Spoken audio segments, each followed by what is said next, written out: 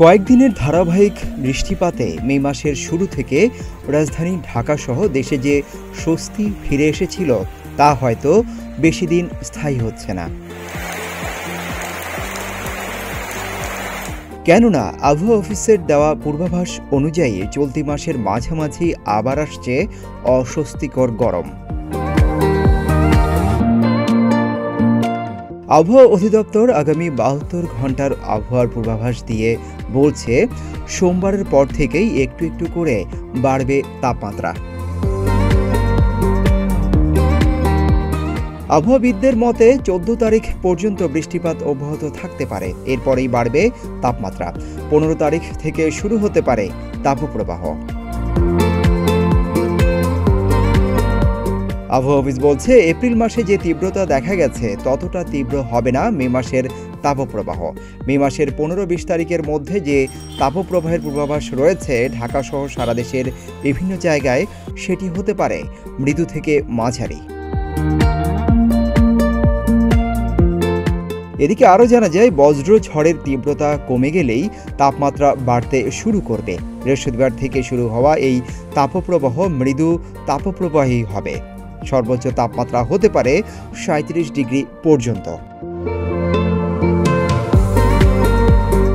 জুনে বর্ষাকাল শুরুর আগ পর্যন্ত সারা দেশে বজ্রসহ বৃষ্টিপাতের সঙ্গে হতে পারে শিলাবৃষ্টিও। এক মাসেরও বেশি সময় ধরে দেশজুড়ে তীব্র তাপপ্রবাহে হাঁপিয়ে উঠেছিল জনজীবন। এরপর বৃষ্টির দেখা মেলে।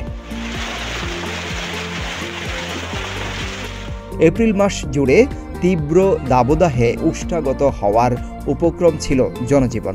এরপর সপ্তাহখানেক বৃষ্টিতে সেই পরিস্থিতির কিছুটা উন্নতি হয়েছে। তবে এই স্বস্তিদায়ক পরিস্থিতি স্থায়ী হচ্ছে না বলে জানিয়েছেন আবহাওয়াবিদরা। তারা বলছেন, মে মাসের মাঝামাঝি গরম বাড়তে পারে, শেষার্ধের পুরো অংশ জুড়ে থাকতে পারে দাবদাহ।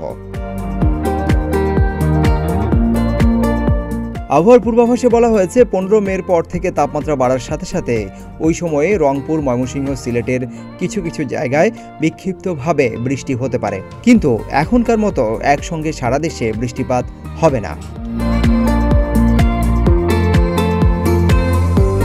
তাপমাত্রা কেমন হবে জানতে চাইলে আবহাওয়াবিদরা জানান, তাপমাত্রা বাড়লেও তা এপ্রিল মাসের মতো ভয়াবহ হবে না। মাঝে মধ্যে বৃষ্টি হবে। চলতি মে মাসের শেষে এবং জুনের প্রথম ২ সপ্তাহ তাপমাত্রা বেশি থাকবে। ১৫ জুন থেকে বর্ষাকাল শুরু। বর্ষা শুরুর আগে প্রকৃতিতে এক ধরনের ড্রাই আউট থাকে।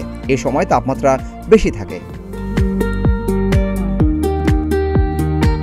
মে মাসে সারা দেশের সকল রেকর্ড ভঙ্গ করে প্রচণ্ড দাবদাহ বয়ে যায়।